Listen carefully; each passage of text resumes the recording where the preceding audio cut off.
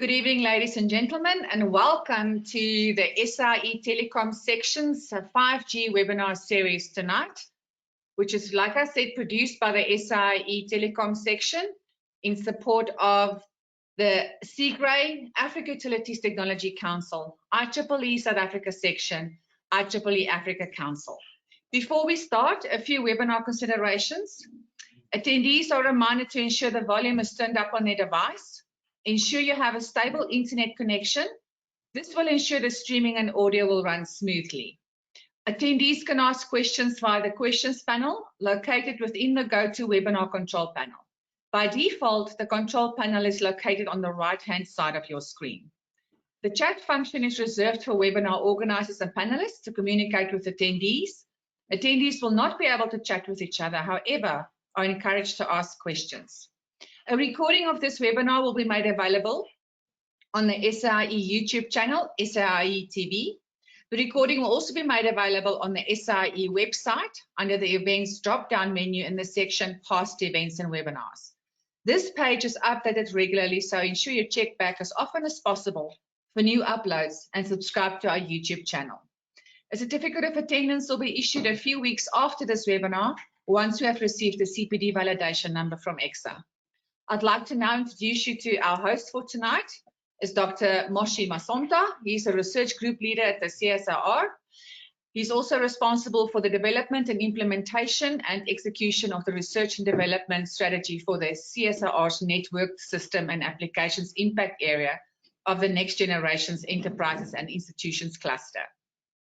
He holds a doctorate degree in electrical engineering from Tshwane University of Technology and completed a program for management development from the University of Pretoria's Gordon Institute for Business Science.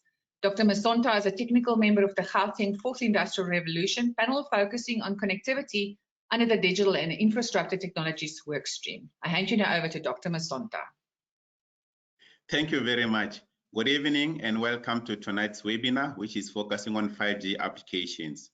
This webinar is produced by the South African Institute of Electrical Engineers, the telecommunications sections. I would like to encourage the attendees to please sign up for this chapter to join, and the link will be on the chat box. So tonight, I will be presenting our first speaker.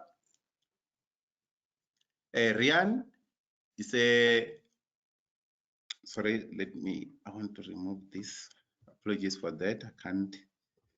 Okay, yes. Apologies about that. Rian van der Berg is an executive head technology architecture at Vodacom. Rian is responsible for managing Vodacom Group's overall technology architecture across all ICT domains. During his career, Rian has led numerous strategic initiatives focusing on the deployment of cutting-edge ICT technologies, including 5G, network cloudification, private enterprise mobile networks, and IoT networks and applications. He has also been responsible for the development of long-term strategic technology architectures at both Vodacom and MTN. Rian holds a PhD in telecommunications engineering from the University of the Witwatersrand and an MBA from the University of Cape Town's Graduate School of Business. Over to you, Rian.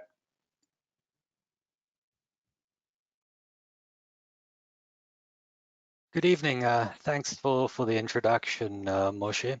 So yeah, good evening, everybody. Let me just pull up the presentation.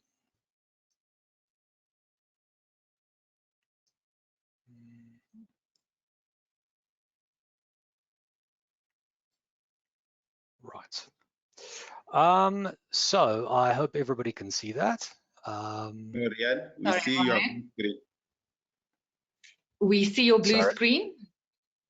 Oh, okay. Sorry, give me 1 second.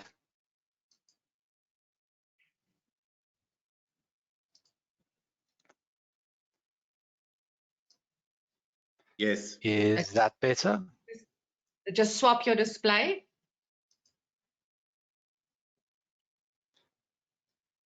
That's probably what we're after. How's that? Perfect. Thank you. Cool. Thanks. All right. So Sorry about that, everybody. But good evening and welcome to this webinar session on 5G applications. So to start with, I think just as a brief agenda of what I'm going to be covering today, I'm just going to give you a brief introduction to 5G applications, go through a little bit of the business cases around those 5G applications before we have a brief look at the architectures. And then I'm going to do a bit of a deep dive into two of the more interesting 5G applications, in particular 5G cloud gaming and cloud extended reality, and various sort of industry 4.0 applications. So whenever I talk about 5G, I like to just sort of start from the beginning and just give a bit of context to where we're sitting. Because it's important to understand, especially when we're talking about applications, as to why 5G is actually, well, designed the way it is. So I think just looking back in history, we've been through 5 generations of mobile communications technologies. We get a new one roughly every 10 years, and these different generations are tied to changes in both the technologies available for communications and the applications in which they drive. So, for example, if we go back to 1G in the 80s, pretty much at that point, everybody was just trying to get sort of mobile voice communications working. And 2G, very much, I suppose we have GSM primarily in South Africa. That was very much about, trying to get voice communications going. From there, sort of the advent of the internet, we moved into the 3G era. And it was only really then with the introduction of the smartphone, thanks largely to Apple, that we eventually moved into the proper sort of mobile broadband age with 4G. 5G, however, is really designed for the fourth industrial revolution. And unlike some of the previous generations, which were designed either for voice or just generically for data, 5G is what I usually like to refer to as a bit of a Swiss Army knife. And just like a Swiss Army knife, you take out the relevant tools that you need for a particular application. 5G is customized at an architectural level, depending on the set of applications that you're trying to use. So, oopsie, there we go. So I think many people may have seen a diagram similar to this at some point, if you're familiar with 5G, but it's basically when they were sitting down and developing the standard and trying to work out what the requirements would be, the ITU and the various standards bodies in their discussions decided that they would break down the 5G requirements into 3 different sets of use cases. And that is the 3 sort of, circles and labels you see on the screen at the moment. The first is enhanced mobile broadband. This is pretty much just faster mobile broadband than we're all used to on 4G. How much faster? Well, they wanted to get up to 20 gigabits per second peak data rate. But you need a lot of spectrum to get that kind of throughput. But nevertheless, the standard can support it. And they were aiming to try and get around 100 megs per second as a user experience to everybody who's connected to 5G. Again, it is spectrum dependent.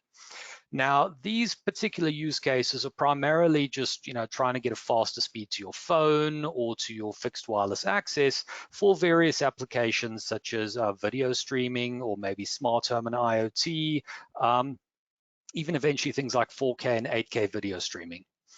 There was also an element of certain enterprise applications being able to do uplink for stuff like 4K video surveillance. Then if we sort of move anti-clockwise towards the massive machine type communications in the orange block there, this is where they were trying to balance, how many more IoT, machine devices and applications would we have in the world as we move forward. And so they set a target of needing in 5G to support up to 1 million devices per square kilometer, which is rather substantial. And they also wanted to make sure that for these sort of very low-end IoT devices, especially those used for utility meters and other types of smart city applications, that the battery life on these devices could last up to 10 years. Finally, they also created the category of ultra reliable low latency communications. And this is usually the types of sort of super 5G applications that most people think about when they refer to 5G. The stuff around autonomous vehicles, cloud robotics, remote surgeries and all of that. And ultra reliable low latency communications are basically those types of applications where we have to make sure that the delay between the actual device and the service that's driving it is practically instantaneous, up to less than 1 millisecond.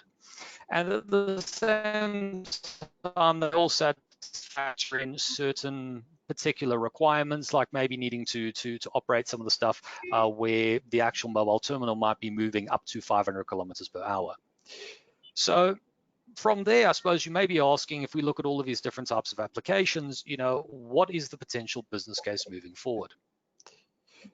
This rather busy diagram that you see here, courtesy of Huawei's X Labs, tries to give an indication of the different types of 5G applications within different sectors. So over here we can see the sort of enhanced mobile broadband and wireless transmission to the home or to the office, augmented reality, virtual reality, holograms, smart city, automotive industry, manufacturing, drones, etc. On the other axis, we're looking at just how fast these things would have to, how much throughput we would need in order to support them. And we also get an indication here of the readiness of some of these applications based on where they are from a development perspective. So this was produced late last year. And so you can see here that these little triangles, basically the more triangles there are, the more mature the application. Finally, this also gives us a global estimate of the market potential for each of these different applications.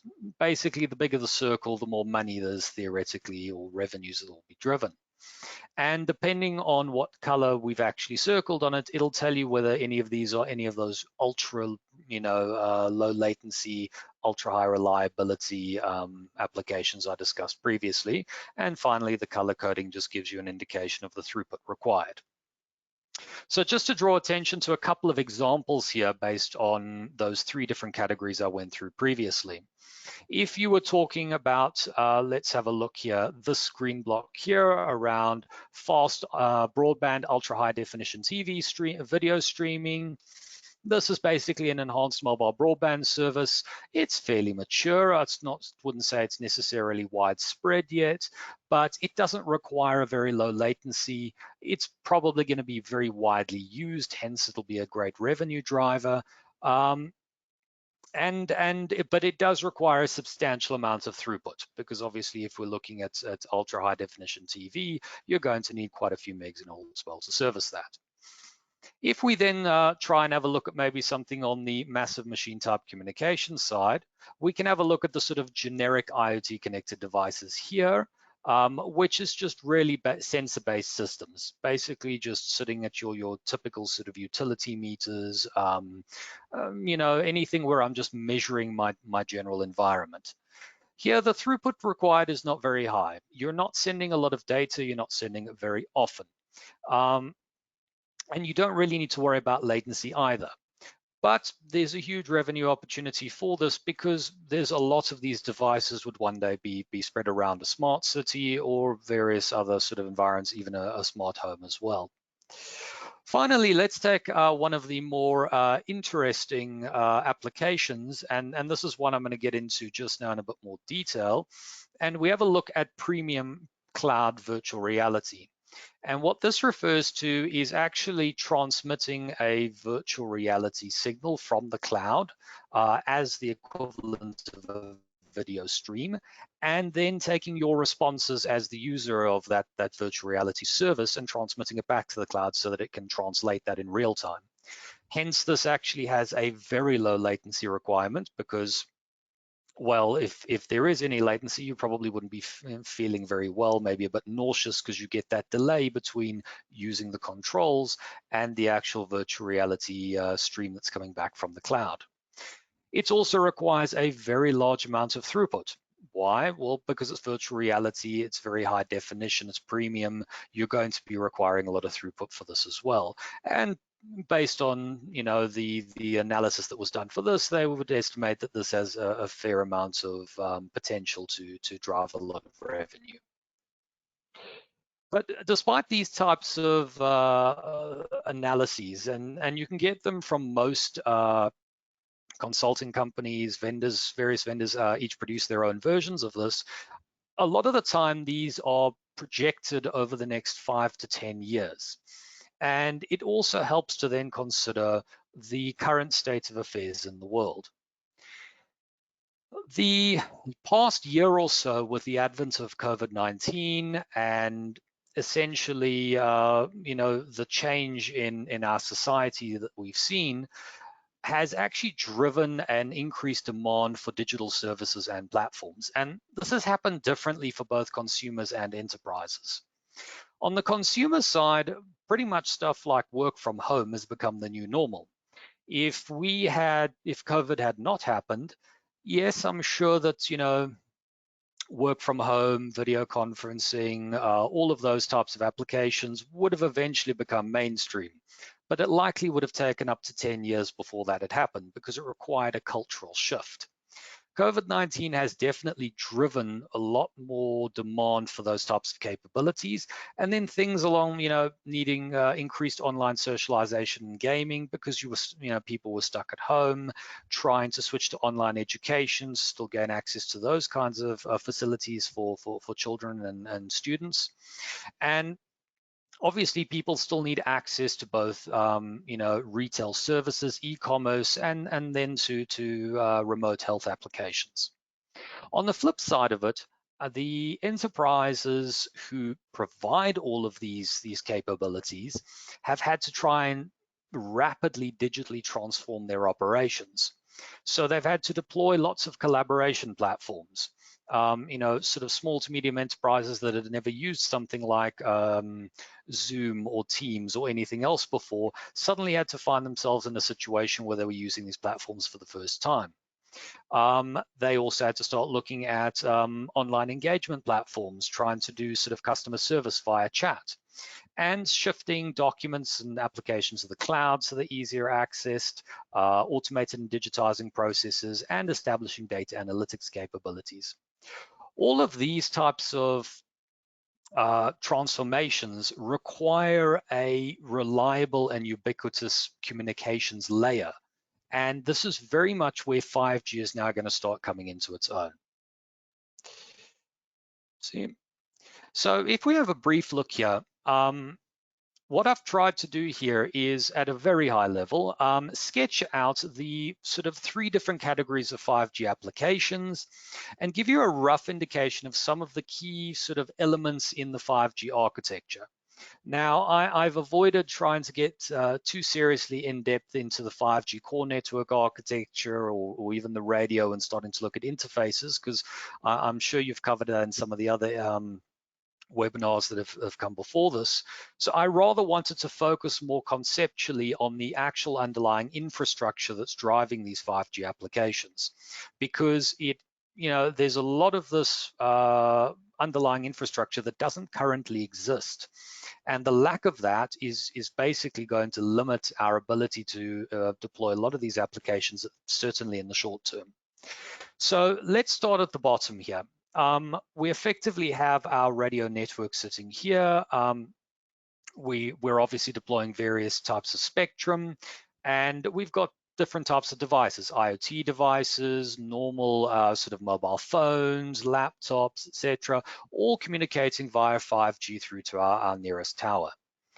We'll then have an access transport mechanism sitting nearby, preferably a fiber or a microwave connection, and typically in most of your 5G sites, we would want to be trying to upgrade these to be, well, preferably absolute minimum would be 1 gigabit per second. 10 gigabits per second is probably optimal depending on the spectrum you have available. From there, in certain instances, primarily for enterprise applications, which I'll go through just now, you may have on-site data centers. And this is very much when you've specifically got certain applications like connected vehicles, industrial automation, and we would want to actually deploy a full 5G core here on those sites with certain enterprise application servers, whether that's automation servers or whatever else it is. So in this instance, you would have the entire sort of 5G stack deployed very much in a very small geographic area, and that will give you the sort of less than 1 millisecond for the really critical applications, up to maybe worst case 5 milliseconds there. If we continue on further, there would be distributed edge data centers. These are primarily there for hosting some elements of the 5G core network, primarily the user traffic plane, and allowing them to connect through to multi-edge computing, possibly third-party multi-edge computing like Amazon, Google Cloud, Azure from Microsoft. And this would potentially be used for certain types of applications like cloud extended reality, which I'll go through just now, or various other types of enhanced mobile broadband. Even a content delivery network node might be sitting there as well. We would also then, after that, go back to our main data centers, of which there are only a few in the country. And for our enhanced mobile broadband, the control plane to control this communication would primarily sit there, because you wouldn't necessarily need to try and centralize that at your edge. Your edge is really there to break out the signal to make sure that you are distributing this vast amounts of traffic for stuff like video streaming and cloud extended reality and all the other enhanced mobile broadband connections. And then in certain cases, depending on what it is, we may have a third-party platform or application sitting on, across the internet in some kind of public cloud. Finally, for all our massive machine type communications, because we're basically sending tiny bits of data constantly, you really can centralize this at sort of major data centers around the country. The throughput's not very high, the latency isn't really a major requirement, and most of the time you may have an IoT platform on site, or they may be connecting through to some kind of IoT platform sitting across the internet in the cloud. So just to now take a bit of a deep dive into two 5G application use cases. So the first one I want to go through is a combination of cloud gaming and cloud extended reality. For those of you who are not familiar with these, cloud gaming is very much about trying to transfer the game engine effectively from your gaming console, your PC, and then putting it in the cloud.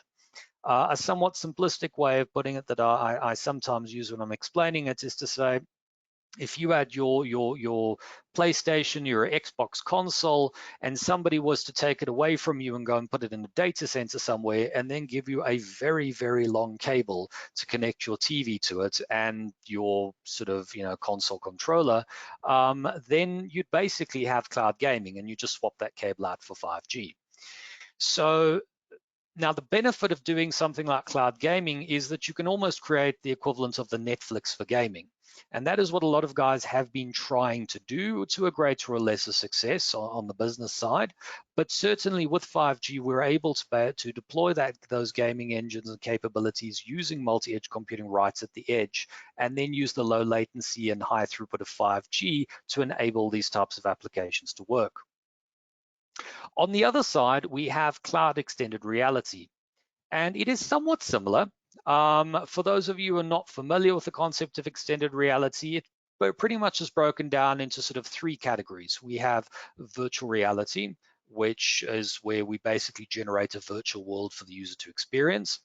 Augmented reality, where we're overlaying bits of information and data on the real world so that they can understand it, maybe for navigation or to try and tell you about a point of interest. And then mixed reality, where we're trying to integrate a virtual object into the real world, really to make it feel like it's actually part of it. Possibly IKEA's got a good application, which is maybe a bit more augmented reality. It depends on how good it is, where they're trying to let you put furniture in your own home to test it out in advance. But that is pretty much going towards where mixed reality, the vision of it is going. Now, similar to cloud gaming, with extended extended reality, right now you also do have things like the Nreal glasses, which I've sort of put an example of down here. we've actually, my colleagues in Vodafone Germany actually launched this in March of this year. And it's an interesting pair of sort of augmented reality glasses that you put over it. And they've got various applications, including a sort of an application to teach you how to cook, which is why there is a mixer in the background. And they effectively, you would put the glasses on, it would actually give you some guidance on doing certain applications. But the challenge is you still have a computing unit largely tied to it. And that does limit the entire sort of ecosystem, first from a computation perspective, because the complexity has to fit within the computing device, and secondly, from a battery life perspective, which is why moving all of that computation into the cloud the same way as on the gaming side actually would be a fantastic application for 5G. So how does this work? Well, if we start and have a look at it, as I said just now, basically, in order for cloud gaming or cloud extended reality to work, we need the very low latency that 5G provides us, and we need its very high throughput that it provides us as well. That low latency is not just necessarily a factor of how we configure the 5G radio system, it's also we have to actually deploy multi-edge computing, which I showed you earlier is roughly maybe 1 to 5 milliseconds, depending on where it gets placed geographically.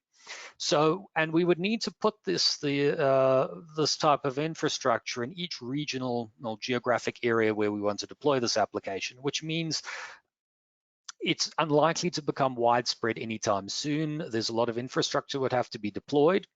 And at the moment, there are some general ecosystem challenges. There's a lack of device standardization. There's a lack of content. Not everybody's building cloud games or extended reality applications yet. And there have been a few challenges in finding a viable business model. For those of you who are familiar with Google Stadia, they haven't been doing so well. There's been a bit of criticism on that side as well for whether it's fair or not to debate, but I think it's going to take a while before we actually truly get the Netflix of gaming. But if we have a look here, just to give a brief view of how this works, essentially you will have your device sitting here, it'll be a display, and they'll have some kind of input, a gaming input. It could be a gaming device, it could be something just on your screen. And as you basically transmit and react to whatever's on your screen, this would be pushed up over 5G to the game engine or the extended reality engine sitting in on a platform at the nearest multi-edge cloud node. And essentially based on that input, they would do some kind of status update, they'd render it in GPU, and then they do some video encoding and just send it back down the downlink to display on your tablet, your phone, whatever device it is. I should also point out there is a slightly alternative way of doing it, which isn't just necessarily to stream the actual video, but to almost stream the instructions to render the video.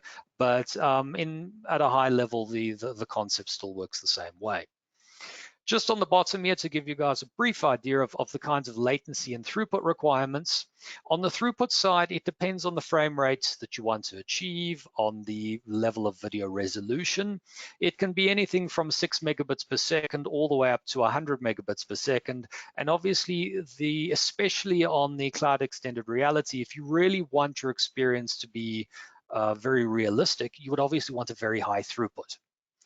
You'll also notice on the right here, courtesy of some of our labs in Vodafone, they did some tests, and they basically were showing that the network latency, which is only a part, as you see, of the entire latency, you still have to look at a lot of this encoding and capabilities that happens here.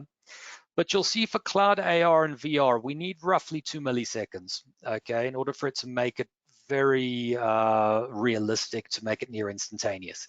Any delay will actually ruin that realism of that experience, and worst case, make you feel a bit nauseous. So now that we've had a quick look at cloud gaming, let's do a bit of a deep dive on the enterprise side. So from an industry 4.0 perspective, as I said earlier, a lot of enterprises are trying to transform their operations to meet their consumers' demands. Some of this is demand for digital services, channels, and platforms, and in other cases, they're just trying to improve their operational efficiency and sustainability, and maybe improve their employees' health and safety. This is happening across all industries. We've used a few examples here in manufacturing, transports, and energy and utilities around, industrial robots, or guided vehicles, or drones. But realistically, it doesn't matter whether you've got these high-tech applications or we're just trying to gain a better understanding of our operating environments. The 5G communications provides the fundamental foundation that enables us to actually start building the very, all of these different in Industry 4.0 applications.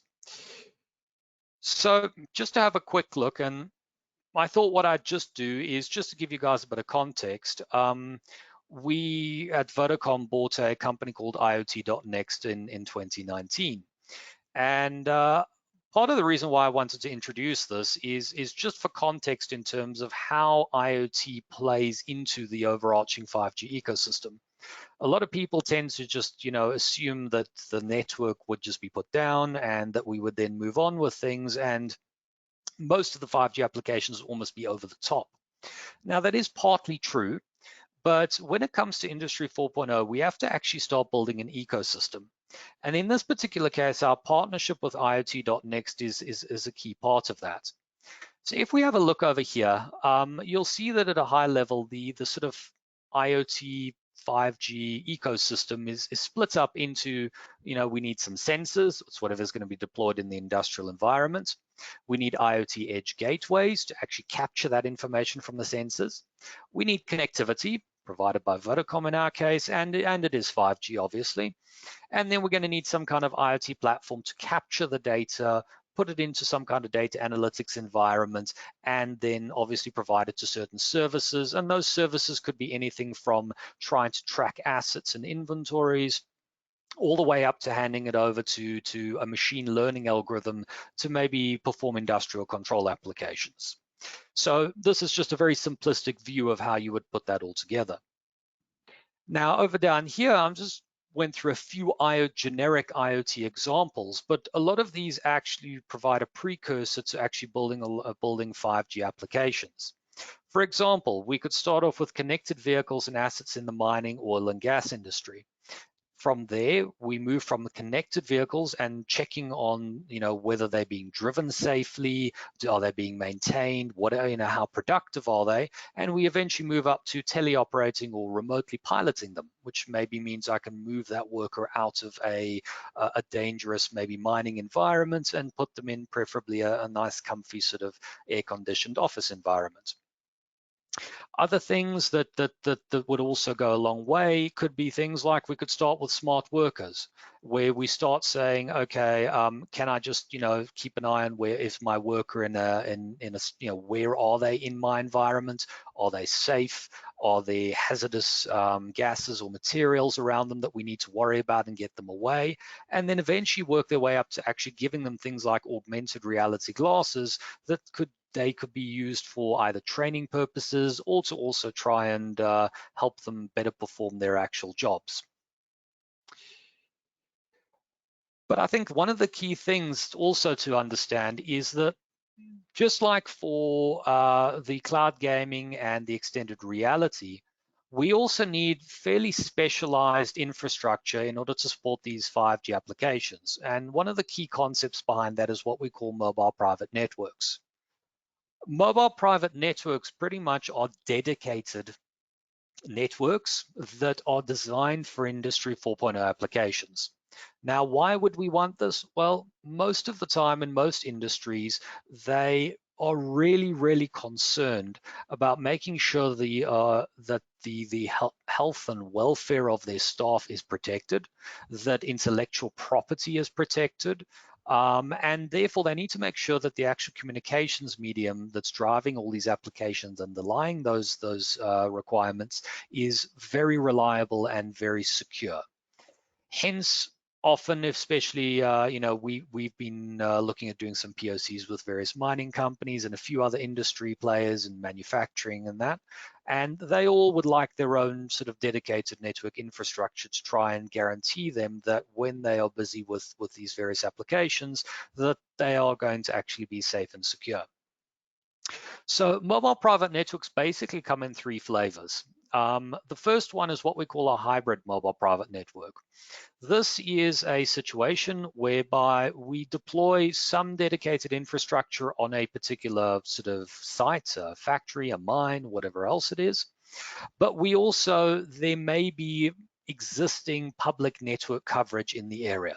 This generally happens, if you've got a mine and you have maybe sort of residential housing on the edge of it, maybe where the workers are staying, or at a port in the surrounding area, you've still got public coverage, and you want to be able to sort of give that blend of both the private dedicated infrastructure and the public.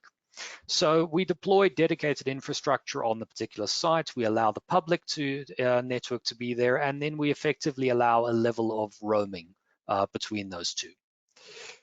A standalone mobile private network is a completely dedicated, completely standalone and isolated solution. Very much used for very isolated sites and for very much high security. In some cases, if a mine is literally in the middle of nowhere, this might be required, or if it's a very secure industry site and we want to make very certain that there's no way that any sort of other traffic or anything that could interfere with operations, then we'll be talking about this. But both hybrid and standalone MPN are largely still designed to be a blend of 4G and 5G. It's only when we get to the last one, which is around a sort of a mobile private network slice, where we create a dedicated virtual 5G network specifically for the application on site. And this is really where we're starting to try and use some of those 5G capabilities around network slicing, around virtualization. And we actually give dedicated infrastructure at a virtual level to them, but we could also still service some of the public cloud there as well, the public coverage.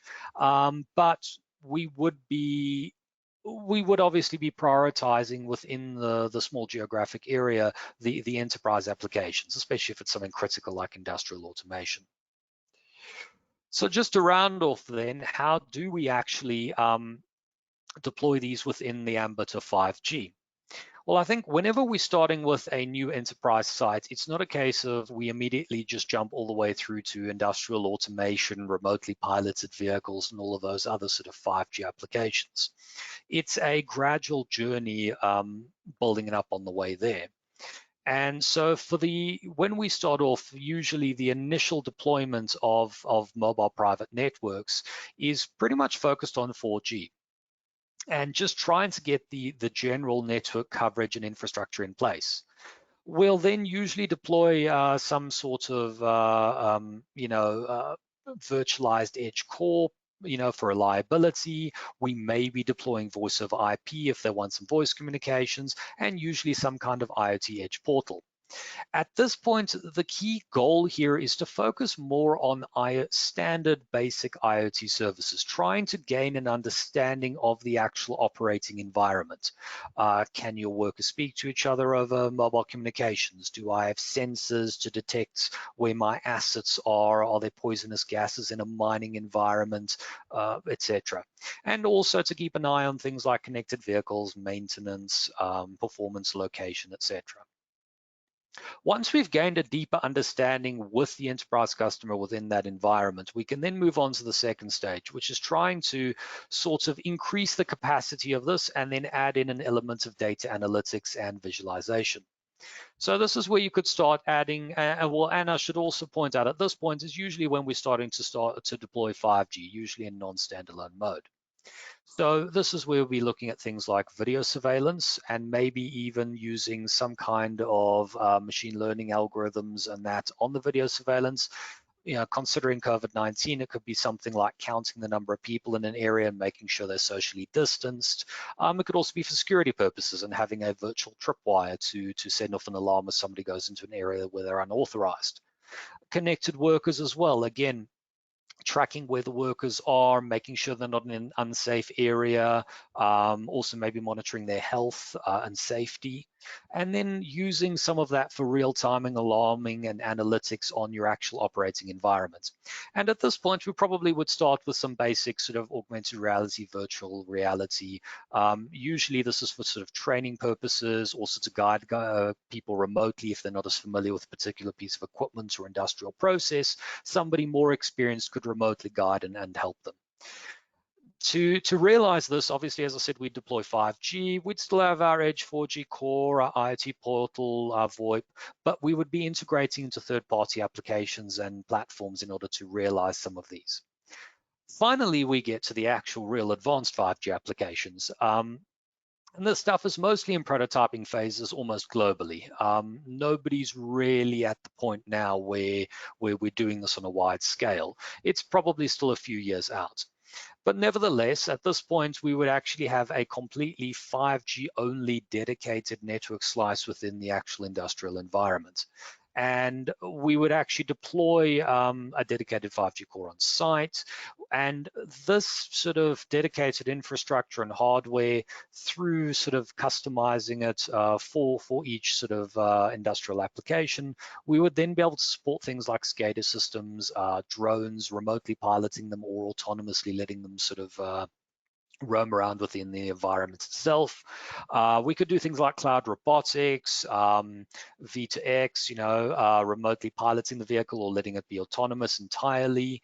And there's a lot of other applications which I don't have time to go into, unfortunately, at the moment. But basically, at that point, we've got full 5G capability, and pretty much anything under the ultra reliable, low latency communications ambit would be possible at this point. So that's all I've got covered for today. I'd just like to thank you guys for your time. I hope you gain some understanding of some of the 5G applications that are possible. I've tried to paint a bit of a bigger picture for everybody, give you an idea of the different categories, the revenue streams, as well as a bit of a deeper dive on some of the more interesting topics. Thanks. Thank you very much, Rian. This was very interesting. And I like the fact that you are saying 5G is designed for the 4IR. So maybe in future, we may see 5G with this kind of speeds. We may see 5G replacing fiber to the X, fiber to the home, and fiber to the business. So now we're moving on to our next speaker, Zoltan Miklos. Zoltan is a general manager, network planning at MTN. Zoltan is responsible for the mobile planning and engineering of the mobile domain, spanning from the radio access network planning, network optimization, access and call transmission, IP network, voice, and packet core network and network OSS tool domains. He started his career in telecom after completing his MSc in electrical engineering from the University of the Witwatersrand. He had various roles in telecom, Vodacom, mobile, and telecom OpenServe prior to joining MTN in 2017. He is passionate about telecommunication technologies and the application thereof. Over to you, Zoltan. Thank you very much. Screen. Let me know where my screen pops up. Just want to go into presentation mode, and I'll flip it around. Give me 1 second. And just balanced out. Give me 1 second.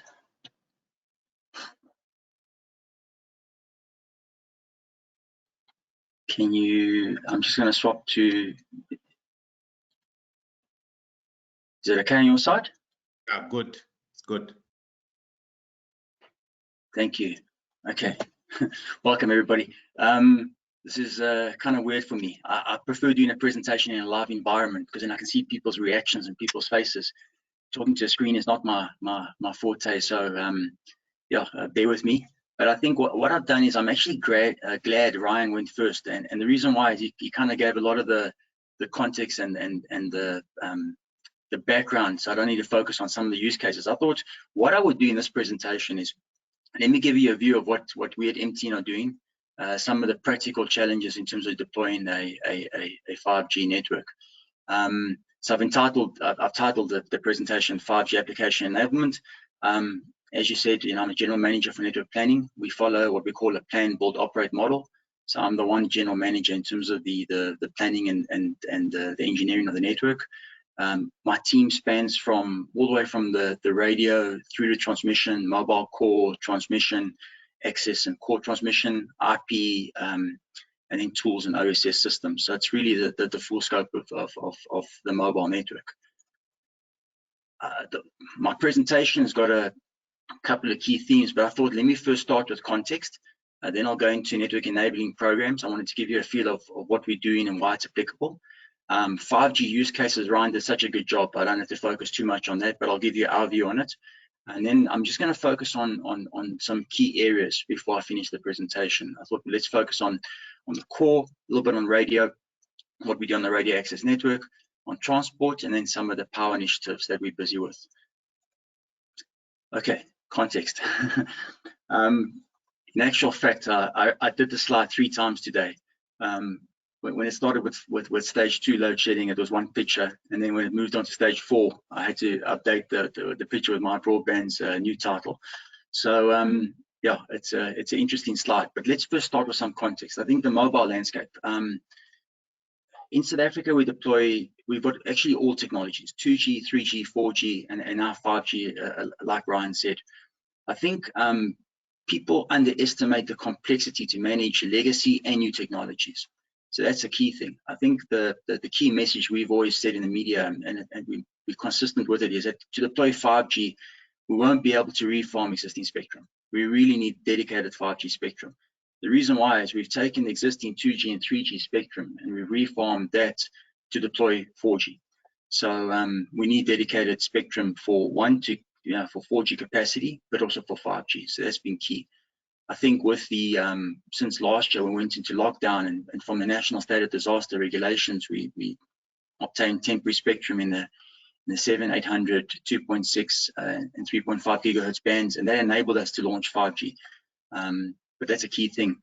I put on top a graph on the US dollar and the Rand exchange rate, and I thought it's quite pertinent because a lot of people often say, why is that relevant? And it's relevant because we're buying equipment, that's either US denominated or it's paid in euros. So last year, when I was reflecting back to when we started the deployment of the temporary spectrum, a lot of people just thought you can turn on the temporary spectrum. The reality is we have to buy the radio. Sure. Sorry to interrupt. Your control panel is over your slide. That's obscuring some of your images. I will move there we that go. Thank you so much. To the bottom. Is that better for you? Perfect. Thank you so much. All right. So can you see? Is everything okay then? Yes, it's great. Thank you. Continue. I just want to move my picture out the way. Is that okay still? Yes. Yes, it's great. Right. Thank you. All right. So I think last year, just reflecting back on when we deployed the temporary spectrum, obviously I was looking at the Rand dollar. I mean, we were it was 17 at one stage. It went to 19 at a high, 19 Rand to the US dollar. So we're buying equipment in foreign currency, quite an important thing. What's also important is it's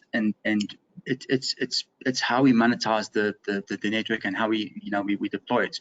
We touch every single part of the network when we deploy 5G. It's from the radio through the transmission, through to the core network, the billing, the provisioning systems, all the different environments.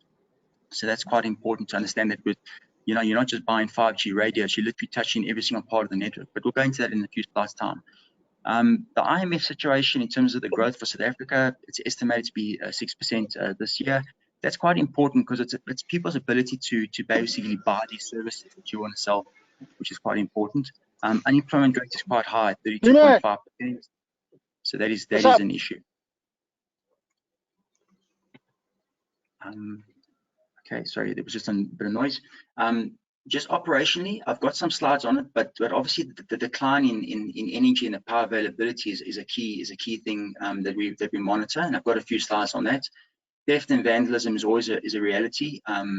I recall years ago we were doing a project with an international operator, and they didn't deploy backup batteries on sites, and vandalism took the form of or theft took the form of a little padlock on a gate. So these are realities of managing networks. I think we have to secure the network. And then obviously, of late, the transmission breaks are quite excessive. So you have to have a network that it's quite resilient. Moving to the next slide.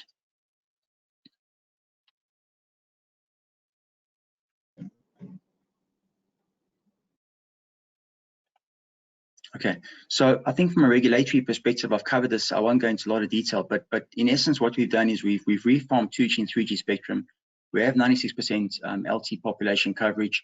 The Telkom ETV High Court interdict was successful, so that the auction of high demand spectrum has been put on hold. The extension of that spectrum from ICASA is till the end of August. We are still continuing rollout of 5G radios in this year. We're not going to hold back. We've made an investment, and we'll continue to make that investment. And just to highlight, there's still obviously the ICASA broadband service market data inquiry, which is ongoing. Just to also give some background, we did zero rate traffic and specifically websites for public benefit organizations in e-learning platforms and some health environments. So these are kind of a little bit of the context around the market and what's happening. Okay, now to the exciting bit. Last year, 30th of June, we launched a 5G commercial network. Like I said, it was due to ICASA granting us temporary spectrum in specifically the 3.5 gigahertz band. That's the band that we chose to launch the service. We have deployments in 700 megahertz. Unfortunately, when we did scanning of the network in some of the environments where we would have preferred to have deployed the 700 megahertz, there was obviously existing terrestrial systems, broadcast systems, so we don't want to cause interference. So our deployments on 700 megahertz were not as much as the 3.5 gigahertz, but really we see 3.5 as that golden band, and that's why we focused the 5G deployments on that. On the 30th, you would see on the left-hand side was one of the screenshots from Johannesburg. This was a test we did in the morning just before going live that day, but we got over gigabit per second. And just to highlight also, it's what we're calling a dual connectivity mode. So it's using 4G and 5G spectrum to get these speeds. I think the key thing here was, and something we strived for, was obviously the low latency, the 7 millisecond ping time over there, which was quite important. At the time, which is also quite important, and I know there's been other presentations about this, is we launched 5G with two types of devices. A smartphone. At that stage, the smartphones, there wasn't an iPhone 12, for example. That's made a big dent in terms of 5G ecosystem this year. But specifically at the time, it was launched on Huawei and on Samsung type devices. We also had some fixed wireless access terminals in the form of physical routers for the home, the Huawei and the ZTEs. So that was the launch of 5G. Now, shifting gears and focusing on what we're doing as an operator in terms of some of the projects to enable not just 5G but also 4G and really improve customer experience.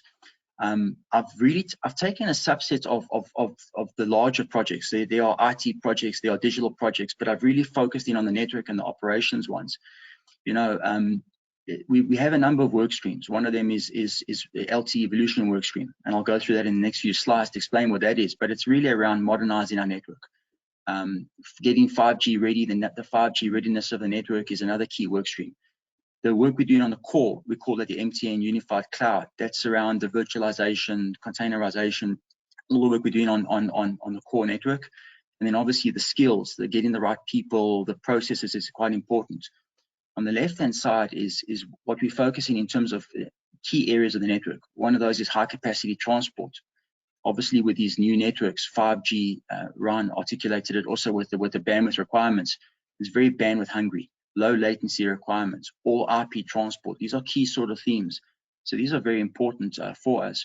Not so much 5G focused at this stage, but it's still also important is how do we extend our population coverage beyond the 96% to the 98, 99%.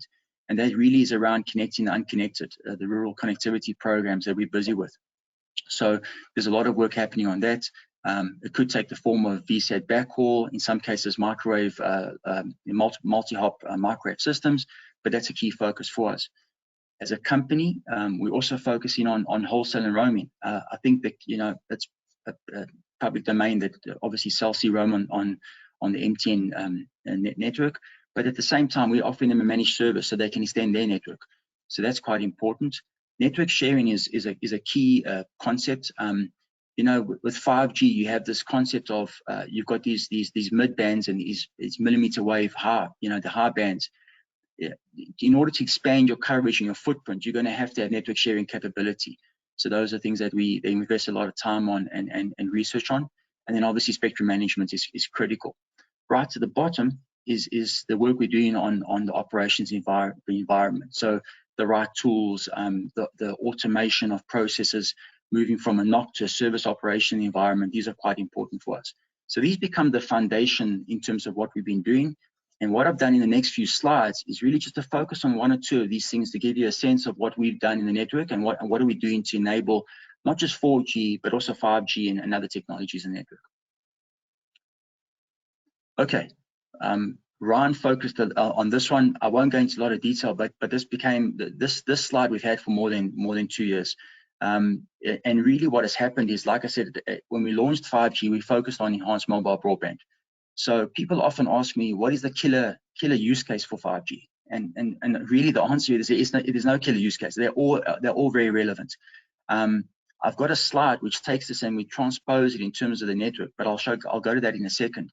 But the key thing is, at the moment now, a lot of the focus has been on, and a lot of the work in in terms of international markets has been on enhanced mobile broadband.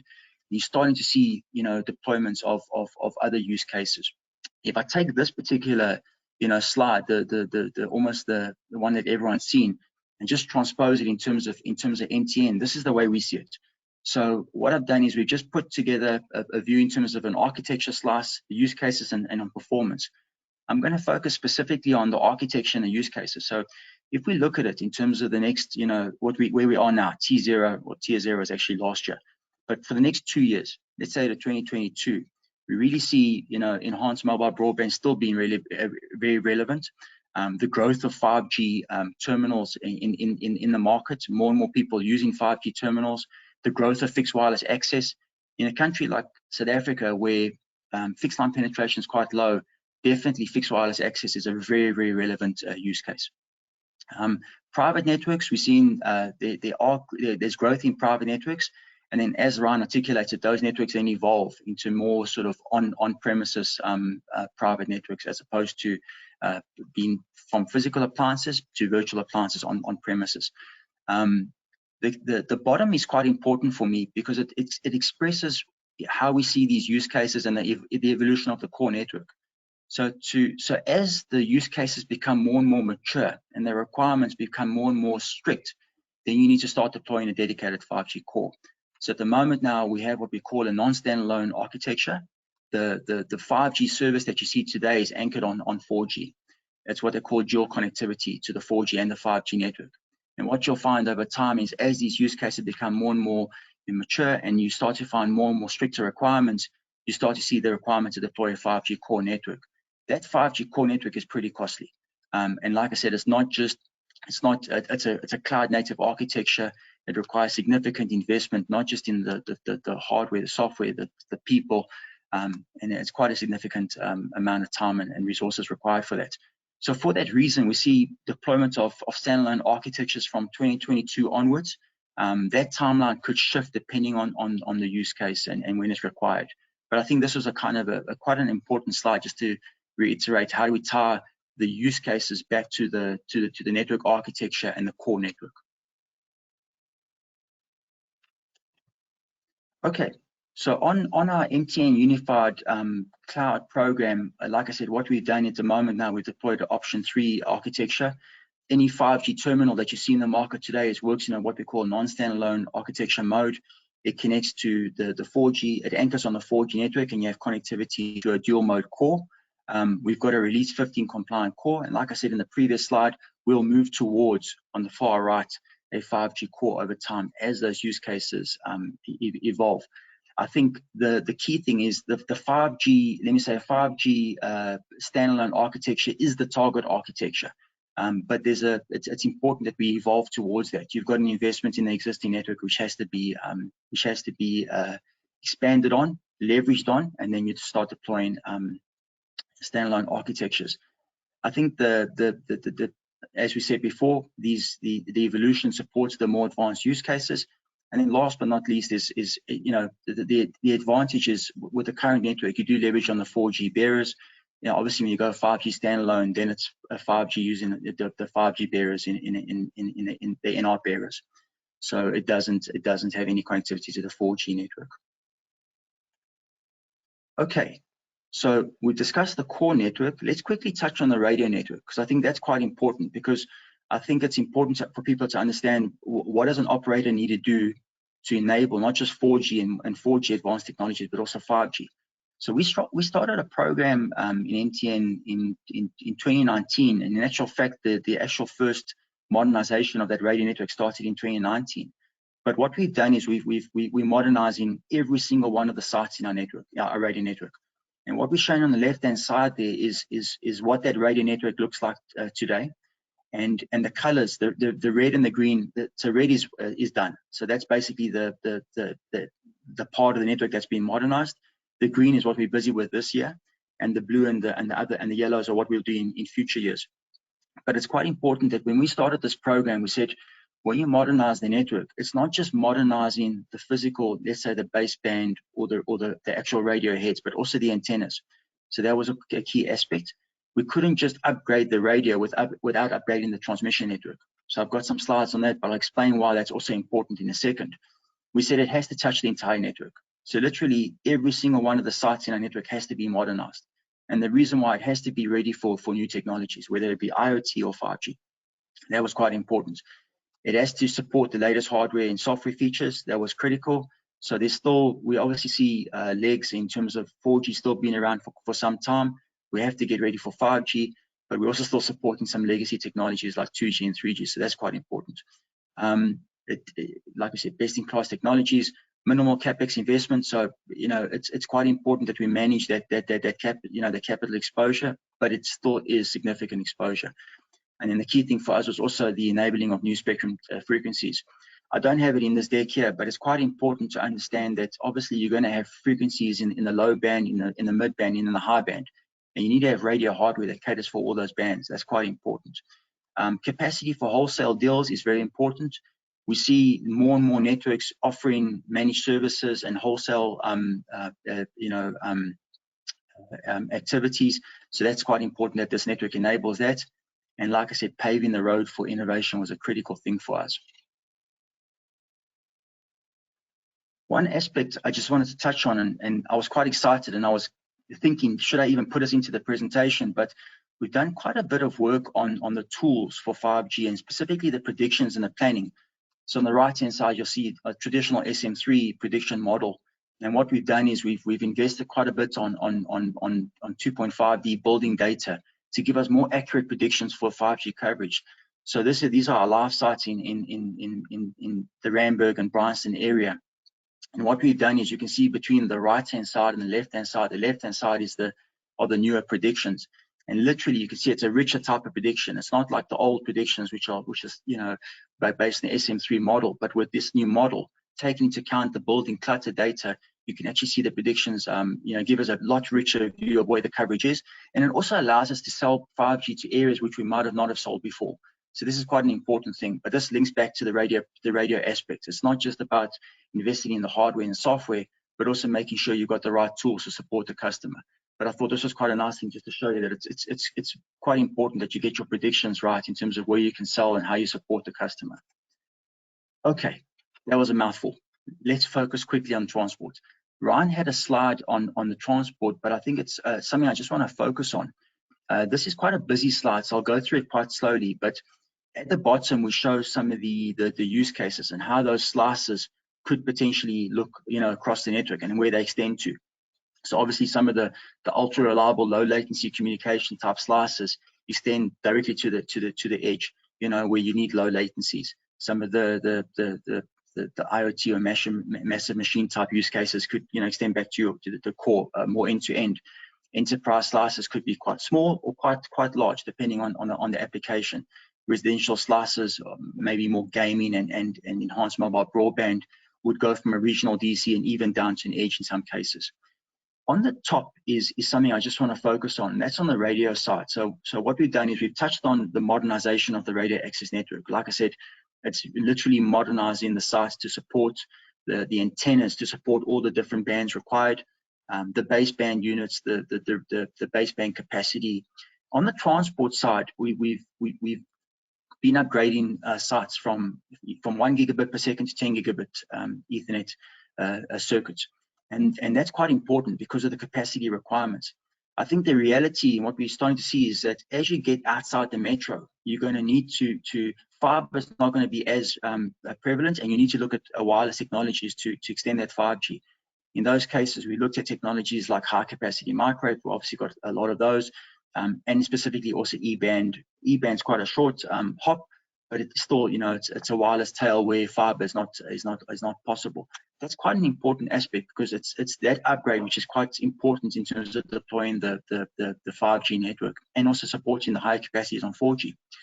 I think what also happens in the network is you're starting to see this upgrade of the aggregation network, and specifically around you going from 50, from 10 gigabit to 50 gigabit to even 100 gigabit per second interfaces. In your core network, we have we've got links, we've got lambdas now that are running at 400 gigabit per second, for example.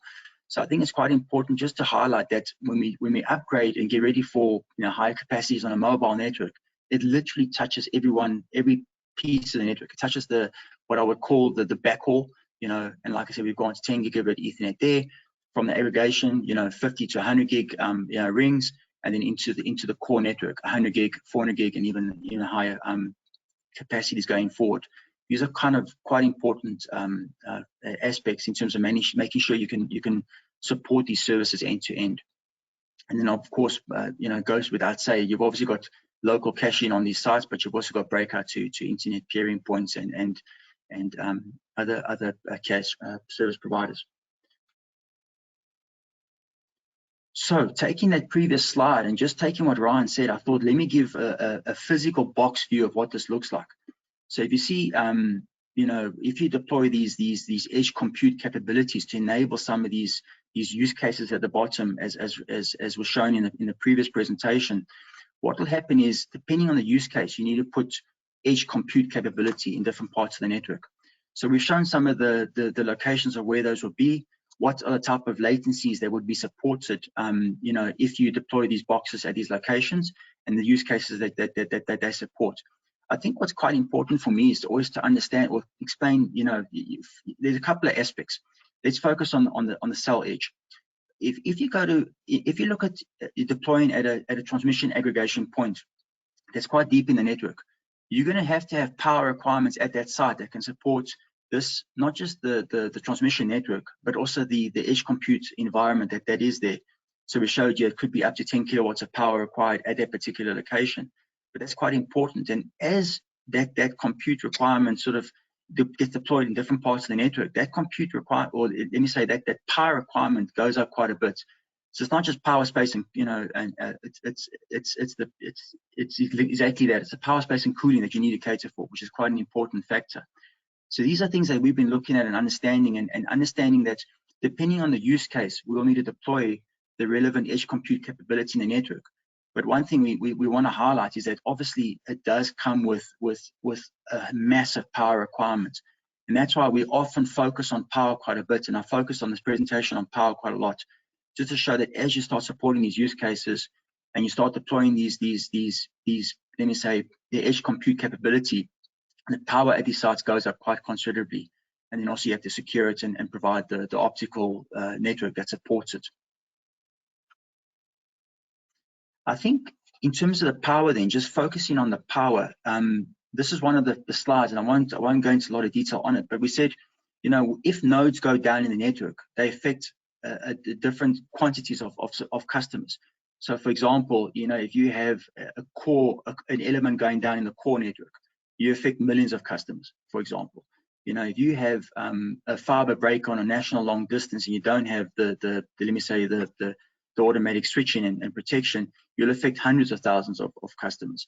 Aggregation sites, which are transmission aggregation sites, you affect 50,000 customers. If it's hub sites, smaller sites, maybe 8 to 10 serving 8 to 10 base stations, you affect tens of thousands of customers.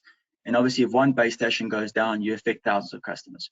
So the order of magnitude shown over here is, a network would have, tens of thousands of base stations, thousands of transmission hubs, hundreds of aggregation sites. But depending on where, you've got to cater for resilience, to cater for, the failures in the network. And unfortunately, there are significant the power availability and particularly the stability is an issue, and something that we focused on quite a bit. And the reason why I harp on it is because when you deploy 5G on your site, you've literally got additional power requirements. You've got additional radios. I always give my team the example. Each one of those radios, if it's like, let's say 2.6 gigahertz radio or 3.5, typically gets around 300 watts to 400 watts a radio. You've got 3 sectors. You times it by 3. You've got kilowatts per band. If you've got 2 bands, you've got 2 kilowatts additional power on the site.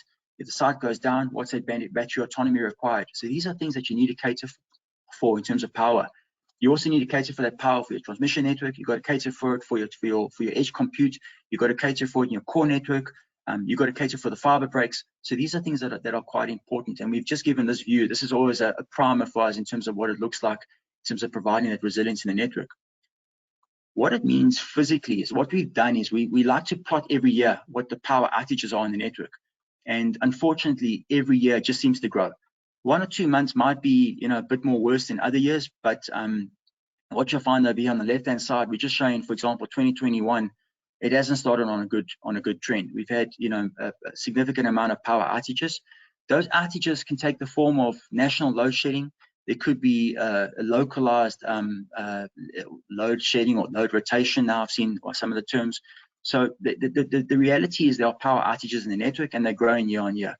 So as an operator, we're putting a lot of effort in terms of providing, power backup to these environments. We are dependent on the grid.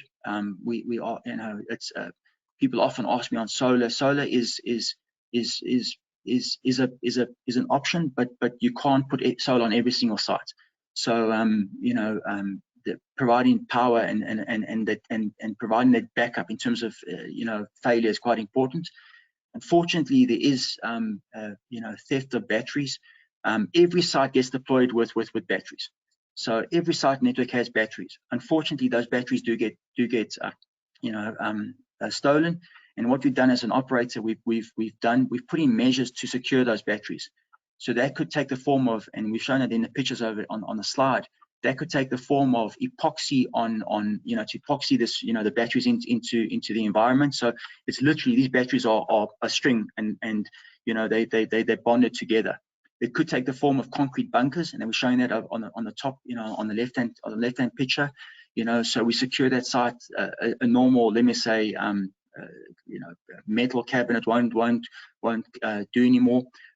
Security, surveillance, reaction services are critical to secure the network. So that's a lot of the effort we're putting into network to secure it, because what we see is to support 5G, you're going to have to do this. If you've made all that investment on the radio and on the spectrum, you have to be able to keep your network availability quite high. And these are things that we've done in the network. So in conclusion, what I wanted to just do was touch on some of the elements that are keeping us up at night in terms of deploying, keeping the network alive, but also deploying 5G. I didn't touch on the devices, but it's quite an important part of the ecosystem, and I really encourage people to one, have as a minimum a 4G device, but if you can start investing in 5G, buy a device that has a 5G chipset within it. We've explained the work we're doing on the access. It's the radio and the transmission. It's quite important. The core, it can't be forgotten. We've got a Release 15 compliant core. We continue to invest in the core. We see that investment happening in a phased approach to leverage on existing install base, but also deploy, the virtualized infrastructure and to support the new 5G core. And then obviously the systems, like I said, I just touched on the planning tool as one of them, but the investment in your probing environment, the investment in your charging, in your provisioning systems is quite important. Like we said, capital investment for 5G is pretty, it's a high investment. It's linked to the rate of exchange, so we do buy in foreign currency. So it's quite important that that there's some stability in the rate of exchange. But having said that, we'll deploy and upgrade the network as the use cases require it. And then, like I said, as part of the modernization of the radio access network, which we call MONZA, those upgrades are happening, over a number of years, and our intent is to upgrade in a phased approach. Like we said, we've got external dependencies. The power is a critical one. I can't emphasize that enough. The security is also quite critical, and then obviously regulation. I think I think the regulation, it goes without say. One, we touched on the spectrum, but having a regulation that let me say works for all parties is quite important. So in a nutshell, that was my presentation. I hope I haven't gone too much over time, but yeah, I thought I just wanted to touch a little bit on some of the things that are keeping us up at night and what we're busy with. Thank you very much, Zoltan, for a great presentation. And now we'll want to open the floor for. Thank you very much, Zoltan, for the great presentation. Apologies, I forgot to unmute myself there. Now we are opening the floor for questions. So my colleagues will assist me in reading through the questions which have been posted. Any questions, colleagues, to take us through? You can just come. Okay, while yes, waiting. Thank you. Yes, thank you, Moshi. We've got our first question is for Dr. van der Berg, for Ryan. You mentioned that 5G would potentially be needed to track transmitters moving at 500 kilometers per hour. Can you give some examples of what those might be?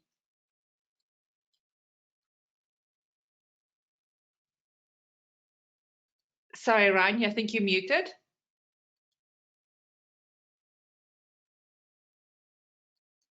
Ryan, may you unmute yourself? I've unmuted Ryan now. Can you guys hear me? Yes, now we can. Okay, there we go, thanks. The short version is a bullet train, but maybe as a bit of a longer sort of response. I think, the key difference, and this is going to sound obvious when I say it, but the key difference between wireless and mobile transmission is the fact that the transmitter is mobile. But the speed at which it's moving has quite a drastic impact on the radio environment. I mean, you've got Doppler, you've got all sorts of other fading effects that get, put into play. And, 500 kilometers per hour may sound like a very high speed. It's, I think, if memory serves, double what 4G was. But there have been projects over the years, and maybe Zoltan can speak to one of those. He'll know which one I'm thinking of. That have warranted the need for a very high speed. But in general, it's mostly stuff like bullet trains, public transport. If you're doing sort of, let's say, mobile to aircraft, usually they use a bit of a different system, and the cells are very, very broad. So it's not usually for those types of applications. But yeah, primarily trains. Thank you very much. We've got a question here for Mr. Miklos. You mentioned that we should get 5G capable devices. How would this benefit the current networks? I think, thanks for the question. It's my favorite question. We've had these campaigns for a number of years, but we always said, I call it the right SIM, the right settings in the right device. Literally the three aspects.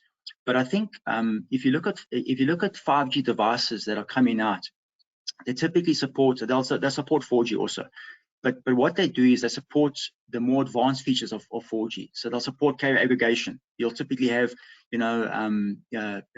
that's quite important, because I think, we do analysis on the network, and if I look at the devices that can support the aggregation of bands, it's not a large percentage, and I think that's quite an important thing. They support new features like VoLTE, for example, which is also quite important. We didn't even touch on voice over LT or voice over NR going forward. But I think for me, I always say to people, if you're going to make an investment, if you can do it, invest in the latest, the device that supports the latest chipset and the latest features in the network. Someone once, I asked the question to people often, where does the network start? And they often say to me, the radio. I said, no, the network starts in your device. Literally, your device is that starting point for the network. So if you want to use the features in the network, you need to have the right device and the right chipset in that device. That's quite an important factor. So I think what you're going to see is there will be 5G. 5G will be rolling out. If you make an investment in a device, try to make it in at least on a 4G device, which supports, let me say, a category 6+ type device that supports at least the right features. But specifically, if you can invest in 5G, then invest in a 5G device. And by the way, 5G devices are coming down. So I recall, Ryan would remember, years ago, 2 years ago, different operators were hunting for these 5G devices, and they came in the form of like suitcases and physical radios, and they were like large type of devices. And we looked and we said, like, if you look today, literally they are the size, it's the size of a smartphone. It's shrunken down to the size of a terminal. It's a chipset on a terminal. It's changed over 2 years, like literally in the time that we've been doing in the research and deployment. So the cost of 5G devices will be coming down over time. You're starting to see mid-tier devices. I was actually looking at the MTN Yellow Trader before we joined the session, just to see some of the devices. And for example, this month we've got the Oppo and the Reno in the Yellow Trader also. So those are new devices and new kids on the block. You got the usual suspects. I mean, the iPhone 12 was a fantastic device. I got to tell you, the minute the iPhone 12 launched, we literally saw a jump in the 5G capable devices on the network. And iPhone 12, it's across all the platforms. It's the Pro Max, the normal iPhone and the Mini. So literally supported across all devices. So I know I've given you a long answer, but the bottom line is empower yourself, get the device that supports the right features, unlock those features from the network. You will get the right experience.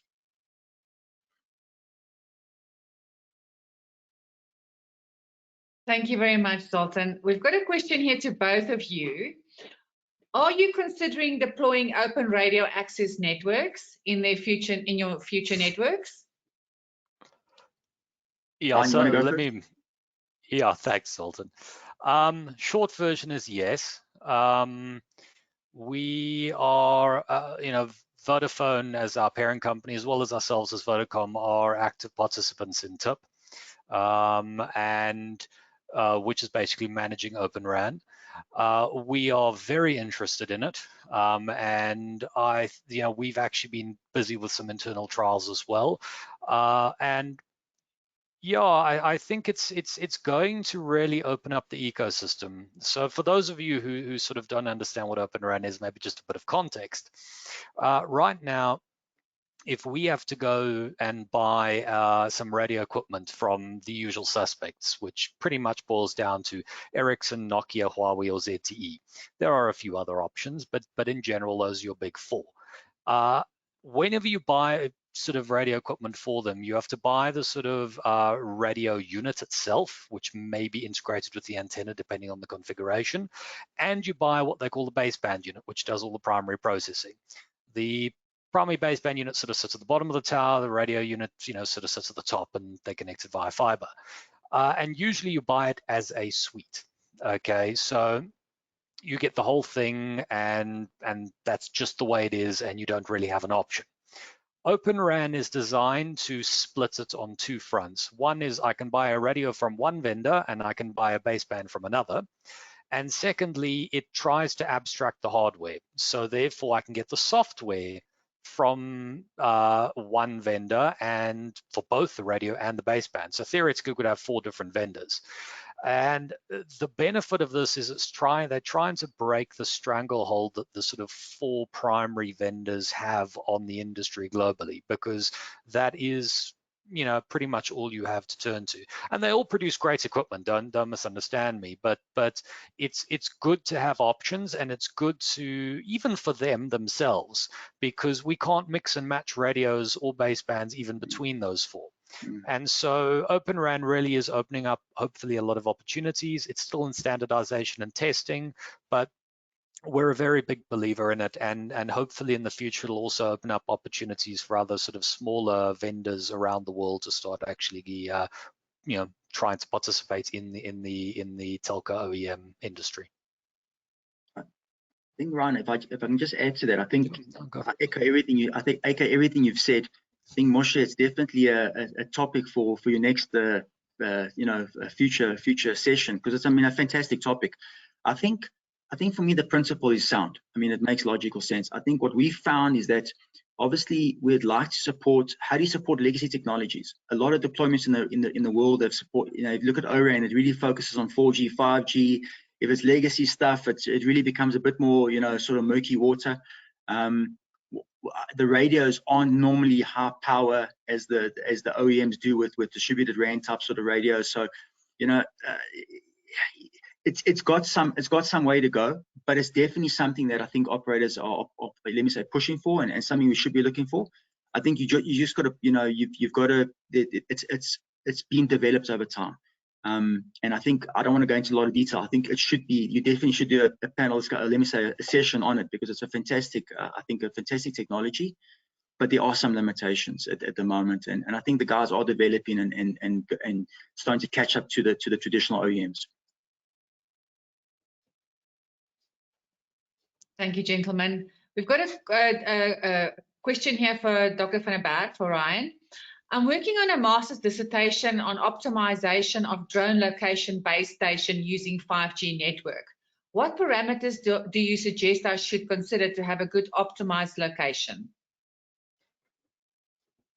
Okay, so I can think of 2 ways to interpret the question. So I hope I'm going to interpret it correctly. If I understand correctly, the master's topic is very much around trying to basically, I can't quite work out if it's controlling drones via 5G or using drones to map 5G, but and to optimize it. But let me try and take a stab at one or both. Actually, do me a favor, if you wouldn't mind, Minx. Would you mind repeating that just slowly, because it was a lot. Of course. He says he's working on his master's dissertation. So the question is, what parameters do you suggest I should consider to have a good optimized location? Oh, okay. All right. So if you're trying to make sure that you have optimal 5G coverage, okay, so I can think of 2 ways to interpret what you've said, but I'll try and answer both. If you're trying to work out the best way to make sure that you always have 5G connectivity, no matter where you are, in other words, you have to plot the 5G coverage in order to make sure that you can actually cover the drone, then that is actually a very, very, very complicated thing to do, and that's the answer will be quite lengthy. The answer will be 3-dimensional beamforming and trying to work out literally the coverage in 3 dimensions for all the different antenna arrays. So that's a pretty hardcore one to do. If you're just trying to use location-based services to try and locate your drone, then there's effectively, I would just stick to the basic standards, that the 3GPP standards. But I mean, you're also, I think I'd need a bit more information on the exact topic. So whoever's asked it, you know, I don't know if my contact details are on the thing, but you are welcome to drop me an email. It's probably going to be the fastest and simplest. Yes, it's not a problem. Mr. Fence. Sultan, do you want to go? Sorry. No, I just wanted to say, I think it's a good question, but I think to your point, you need more detail. You need to think of the frequency band. What band are you talking about? You need to think about, obviously, you know, the height. I know that some operators are planning on different heights. So for example, you don't want to up tilt antennas and have, you know, and you can't optimize, you've got massive interference and other issues. So you really need to think about your coverage footprints and how you cater for those higher bands. I know there's some work being done by international operators on specifically drones that fly in at 20 meter, for example, or 30 meter, you know, some of those studies. But definitely for me, if I think about the question, when you give Ryan your details, just, you know, the frequency bands you're considering or not considering, maybe get some guidance on that.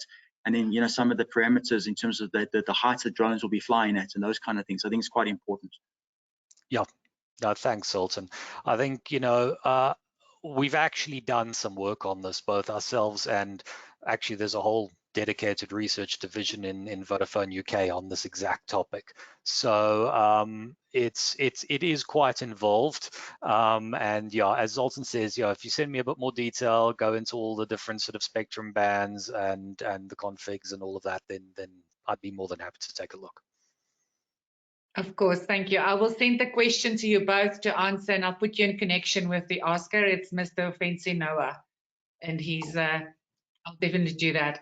Another question we've got for Zoltan is, can you explain the just launched supersonic air fiber? Does it have 5G capabilities? Okay. My favorite, okay. So I think, let me answer the question just quickly. The air fiber it operates in unlicensed band, so that's a key thing. I think with the 5G we've been discussing operating licensed band. As you know, I know the radio guys on the forum will probably tell you, you know, operating unlicensed comes with its own challenges. So I don't even want to go there. How do you manage interference? How do you manage, you know, customer complaints in those environments? Those are things that the guys have thought about, but I think it is quite challenging to operate in unlicensed. Having said that, it does leverage on 5G, or let me say 4G advanced 5G type technologies. So things like massive MIMO is part of that solution. You know, the beamforming. These are kind of the concepts that it leverages on. So you don't just basically broadcast the signal, you know, and flood an area. You do it in a more managed, in a controlled way. And they've got some interference mitigation technologies that are built into it. So to answer your question, I think when I looked at it, and I'm not an expert on it, but you know, when I looked at it and we worked with the team, it does leverage on 4G advanced and 5G technologies, but it is operating in unlicensed, and it has got some interference mitigation technologies built into it because of that. But yeah, that's to answer the question in a nutshell. So it occupies a kind of a niche in terms of unlicensed. Thank you very much. Our last question for the evening, and just for information, those questions, we have quite many questions, and we obviously can't get through all of that due to time constraints. I will download all the questions and send it to our presenters, and that will be answered by them, and we will upload it onto the SAIEE website for you to see the answers. But our last question is, machine-to-machine communication in SA is significant and consequently significant modem deployments in the field. There is no backward compatibility with these devices. What is the roadmap in SA for 2.2,3 and 4 gig switch off years? Oof. All right, shall I go first, Zoltan? You okay with that? Cool.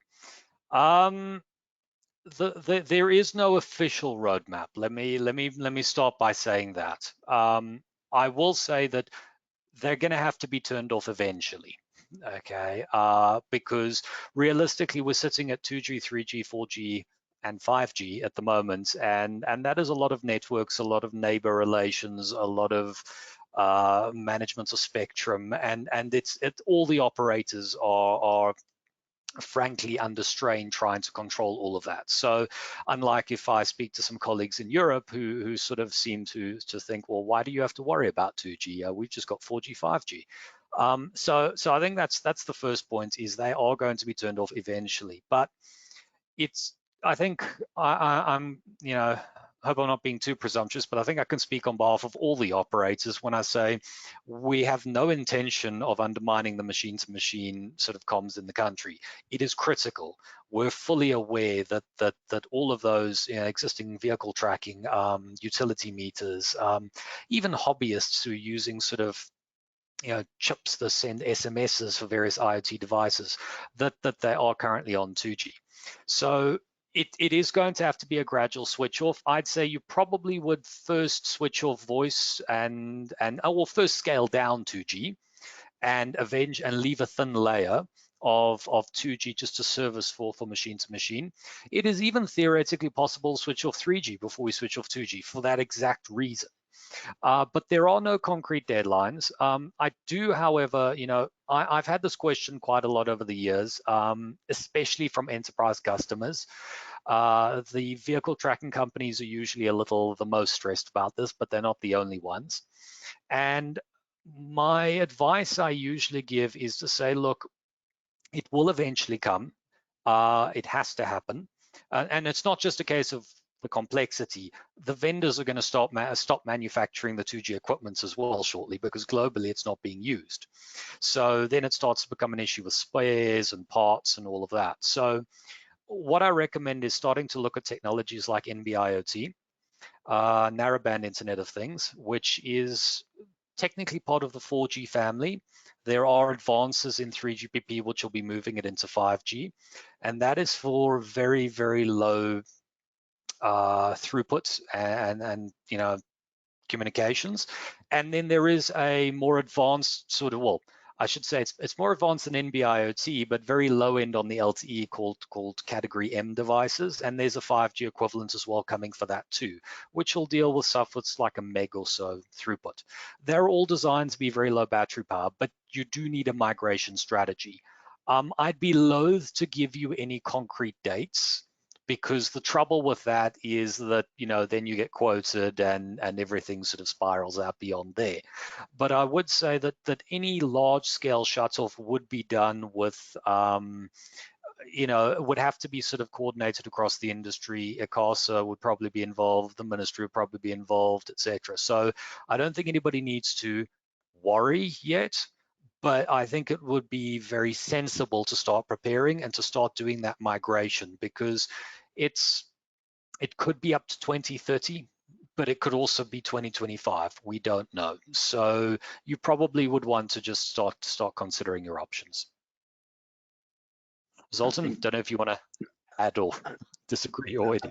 I think Ryan, you hit the nail on the head. I mentioned in my presentation, but to deploy 4G, we've had to reform 2G and 3G. So what we've done in terms of presentations, some of the enterprise customers also that have asked exactly the same questions that you've highlighted, is saying, look, the 2G and 3G resources are limited, and they are being constrained. So you have to start thinking about the newer IoT technologies, without a doubt. Don't add to that ecosystem, if I can call it that. We will support the long tail of devices. There's a massive amount of point of sales. There's machine to machine car tracking, like you said. There's a lot of devices that are out there. But having said that, and a lot of the engagements are around, what technology is the right technology, I think it's actually not a clean answer. But I think you hit the nail on the head. Definitely, we encourage them to start to think about, you're deploying new devices in the network, deploy them on new technologies. Work with the operator. We've had some discussions in terms of coverage. I think as an industry, we definitely need to get together to basically have a conversation around the legacy technologies.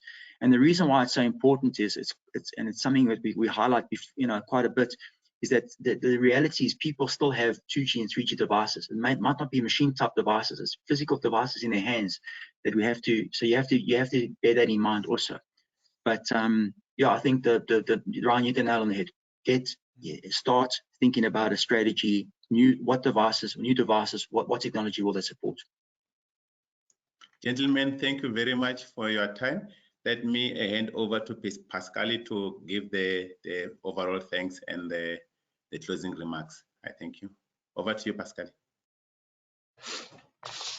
Thank you, Moshe. Ladies and gentlemen, that wraps up our series of webinars on 5G technology. Ideally, we wanted to end the series with a sort of a futuristic webisode on research work towards 6G technology, just to tickle your critical thinking cells. Dare I say, maybe even the evolution towards 6G being maybe like 5.5G along the way. Unfortunately, due to the number of circumstances that we had, it's not possible, so it's not gonna be. So this is the last webisode that we are having of the series. But subscribe and follow us on our social media channels. Be on the lookout for more of these types of webinars that we are having. Please visit the YouTube channel, SAIEE TV, for recordings of the entire series of the 6 webisodes. You will also find the links to all the 6 webisodes on our website, www.saiee.org.za. That's saiee.org.za. Please be aware that the telecom section, under the leadership of Professor Albert Blisco, is spearheading a collaborative competition on 5G technology. The details, let me just post them on the chat. There's a link there where you can get details in terms of that competition. Included also in the chat, you can see that there's a link to join the telecom section, and it's free of charge, of course. Now, as the Junior Vice President of the SAIEE, I'd like to take this opportunity to thank all the presenters for the entire series of webinars, and thanks to these presenters that are here today with us, including Moshe for hosting today's session. Thanks to our partners in making the series a reality, the Africa Utilities Technology Council, the IEEE Africa Council, IEEE South Africa, and SAIEE Southern Africa. A special thanks to the organizing team. Oh, let me give them a shout out.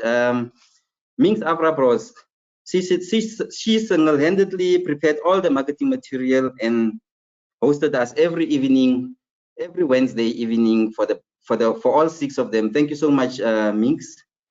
Mlungi Simkwanazi is the executive director of the AUTC, who not only brought speakers for our Spectrum webinar from the broader UTC family, which we really appreciated, but he also hosted the very first session that we had. Khomotso Setlapelo is the event and media chair of the SAIEE.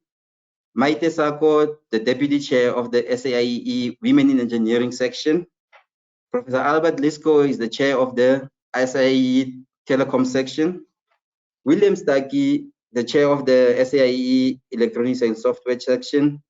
Refilwe Buthelezi, the chair of the AUTC, and she's also the vice president of EXA, the Engineering Council of South Africa. And lastly, but not least, Professor Sunil Maharaj, is the president of the SAIEE.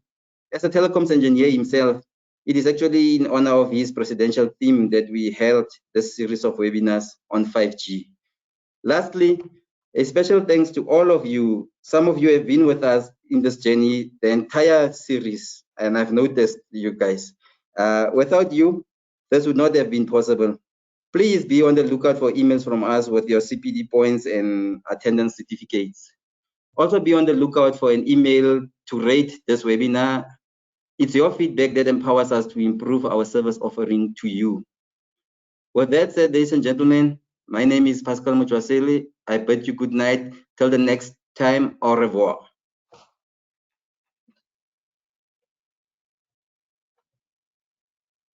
Good night. Good night, everyone, and thank you for attending. Have a good evening further.